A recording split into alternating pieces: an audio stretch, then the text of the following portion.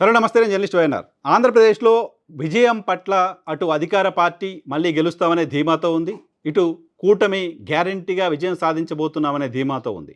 కూటమికి సంబంధించిన నాయకులు కూడా విజయం పట్ల చాలా తీవ్రమైన ధీమాని వ్యక్తం చేస్తూ ఉన్నారు. సో అధికార పార్టీ కూడా అదే తరహా ధీమాని వ్యక్తం చేస్తూ ఉంది. అధికార పార్టీ అయితే ఇంకో అడుగు ముందుకేసి ఆంధ్రప్రదేశ్లో నెక్స్ట్ ముఖ్యమంత్రి మరోసారి ముఖ్యమంత్రిగా జగన్మోహన్ రెడ్డి ప్రమాణ స్వీకారం చేయబోతున్నారు అంటూ విశాఖపట్నంలో 9వ తారీఖు ఉదయం పలానా ముహూర్తానికి ప్రమాణ స్వీకారం చేస్తారు అంటూ కూడా ఆ పార్టీ అఫీషియల్గా ప్రకటించేసింది. సో ఏ స్థాయిలో కాన్ఫిడెంట్గా అధికార పార్టీ ఉందో చూస్తున్నాం. సో అదే స్థాయిలో అమరావతిలో చంద్రబాబు నాయుడు గారు ప్రమాణ స్వీకారం చేయబోతున్నారు అంటూ తెలుగుదేశం పార్టీకి సంబంధించిన నాయకులు కూడా చాలా బలంగా చెప్తున్నారు. కూటమి కూడా విజయం పట్ల ధీమాగా ఉంది.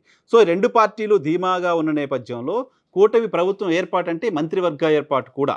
సో మంత్రివర్గంలో స్థానం ఎవరికి, మంత్రివర్గంలో స్థానం దక్కేది ఎవరికి అనే దానిపైన రెండు వైపుల నుంచి కూడా గుసగుసలు బాగా వినపడుతున్నాయి. ప్రధానంగా అధికార పార్టీకి సంబంధించి చూస్తే అధికార పార్టీ గతంలో ఎవరు ఎప్పుడూ చేయని స్థాయిలో ఒక వినూత్న ప్రయోగాన్ని గడిచిన 5 ఏళ్లలో చేసింది. 2.5 ఏళ్ళు 25 మంది మంత్రులుగా ఉంటారు, తర్వాత 2.5 ఏళ్ళు మరో 25 మంది మంత్రులుగా ఉంటారు అంటూ మొదటి క్యాబినెట్ విస్తరణ సందర్భంగా జగన్మోహన్ రెడ్డి గారు చెప్పారు. ఆ తర్వాత ఆయన 2.5 ఏళ్ల తర్వాత క్యాబినెట్ విస్తరణ చేశారు. ఒక 5-6 మినహా మిగతా వాళ్ళందరినీ కొత్త వాళ్ళని మళ్ళీ మంత్రివర్గంలో తీసుకున్నారు. సో ఇప్పుడు వైసీపీలో మంత్రి పదవిలో ఆశిస్తున్న వాళ్ళంతా తమకి కాంపిటీషన్‌గా ఉన్న వాళ్ళెవరు? వాళ్ళు గెలుస్తున్నారా లేదా? వాళ్ళు గెలిస్తే మన అవకాశాలు ఎలా ఉంటాయి? వాళ్ళు ఓడిపోతే మన అవకాశాల పరిస్థితి ఏంటి? అనే లెక్కల్లో బిజీగా ఉన్నారు.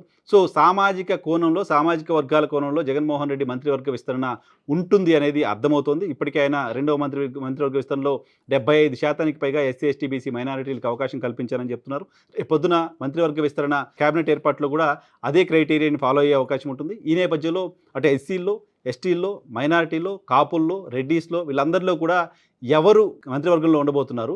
సో మన కాంపిటీషన్ ఉన్న వాళ్ళెవరు? వాళ్ళ నియోజకవర్గాల్లో పరిస్థితి ఏంటి అనేది ఆరా తీసే పనిలో ఉన్నారు. సో మంత్రివర్గ విస్తరణలో తమ అవకాశాలకు సంబంధించి లెక్కలేసుకుంటున్నారు, బేరీజు వేసుకుంటున్నారు.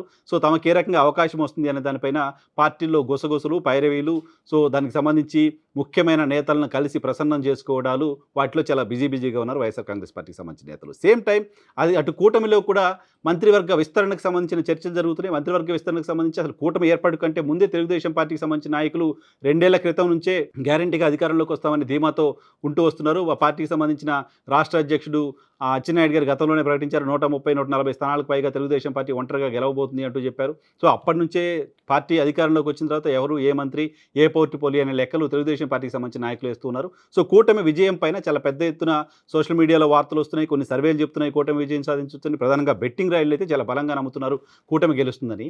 ఈ నేపథ్యంలో తెలుగుదేశం పార్టీకి సంబంధించిన కేబినెట్ కూర్పు పైన కూడా ఆ పార్టీలో గుసగుసలు వినపడుతున్నాయి. జిల్లాల వారీగా సామాజిక కోణంలో మనకి ఏ రకంగా అవకాశం ఉండొచ్చు, మనకు ప్రత్యర్థులు ఎవరు, కాంపిటీషన్ ఎవరు ఉంటారు, వాళ్ళు గెలుస్తున్నారా లేదా, ఈ చర్చలు, ఈ తరహా ఎంక్వైరీలు తెలుగుదేశం పార్టీకి సంబంధించిన నేతలు కూడా చేస్తున్నారు. Same time Telugu Desam party cabinet విస్తరణలో జనసేన, భారతీయ జనతా పార్టీకి సంబంధించిన నాయకులు కూడా ఉండే పరిస్థితి ఉంటుంది. గతంలో జనసేన పోటీ చేయలేదప్పుడు భారతీయ జనతా పార్టీ నుంచి కూడా 2014 క్యాబినెట్లో చంద్రబాబు నాయుడు గారి క్యాబినెట్లో 2 మంత్రులు ఉన్నారు. సో ఇప్పుడు కూడా భారతీయ జనతా పార్టీ నుంచి, జనసేన నుంచి కూడా మంత్రులు ఉండే అవకాశం ఉంటుంది. భారతీయ జనతా పార్టీ 10 స్థానాల్లో పోటీ చేసింది, జనసేన పార్టీ 21 స్థానాల్లో పోటీ చేసింది. సో పవన్ కళ్యాణ్ గారికి సంబంధించి ఏ మంత్రి పదవి ఇస్తారనే చర్చ. సో పవన్ కళ్యాణ్తో పాటు ఆయన పార్టీ నుంచి ఇంకెవరు మంత్రి పదవులకు సంబంధించి కాంపిటీషన్ ఉంటున్నారో అనే చర్చ. భారతీయ జనతా పార్టీ నుంచి ఎవరు మంత్రివర్గంలో ఉంటారో అనే చర్చ. సుజనా చౌదరి గారు విజయవాడ వెస్ట్ నుంచి పోటీ చేశారు, ఆయన క్యాబినెట్లో ఉంటారో అనే చర్చ జరుగుతోంది. కైకలూరు నుంచి పోటీ చేసిన కామినేని శ్రీనివాస్ గారు గత క్యాబినెట్లో ఆయన చంద్రబాబు నాయుడు క్యాబినెట్లో మంత్రిగా పనిచేశారు. సో ఆయన క్యాబినెట్లోకి వస్తారని చర్చ. సో కూటమికి సంబంధించిన నాయకుల మధ్య కూడా, కూటమిలోని పార్టీలకు సంబంధించిన నాయకుల మధ్య కూడా సామాజిక కోణాలు, ఎవరు ఎక్కడ గెలుస్తున్నారు, గెలుపు అంచనాలేంటి, మన ప్రత్యర్థులు ఎక్కడ ఓడిపోతున్నారు, వాళ్ళు గెలవడానికి సంబంధించిన అవకాశాలు ఉన్నాయా, వీటన్నిటికి సంబంధించి పార్టీలలో గుసగుసలు ప్రారంభమయ్యాయి, పార్టీలో పైరవీలు ప్రారంభమయ్యాయి. ఇంకొక 6 రోజులు మాత్రమే సమయం ఉంది. 6 రోజుల తర్వాత మంత్రివర్గంలోకి, క్యాబినెట్లోకి వెళ్ళడానికి ఉన్న అవకాశాలకు సంబంధించి విజయంపై ధీమా ఉన్న నాయకులు, గెలుస్తామని నమ్మకం ఉన్న నాయకులు పైరవీలు మొదలుపెట్టారు. రెండు పార్టీల్లో కూడా ఈ తరహా గుసగుసలు చాలా ఎక్కువగా వినిపిస్తున్నాయి. అధిష్టానం దాకా కూడా ఈ గుసగుసల హీట్ వెళ్తుంది. సో చూడాలి క్యాబినెట్ విస్తరణకు సంబంధించి వీళ్ళ పైరవీలు, ప్రయత్నాలు, వీళ్ళ సామాజిక కోణాలు ఏ రకంగా ఉండబోతున్నాయి అనేది.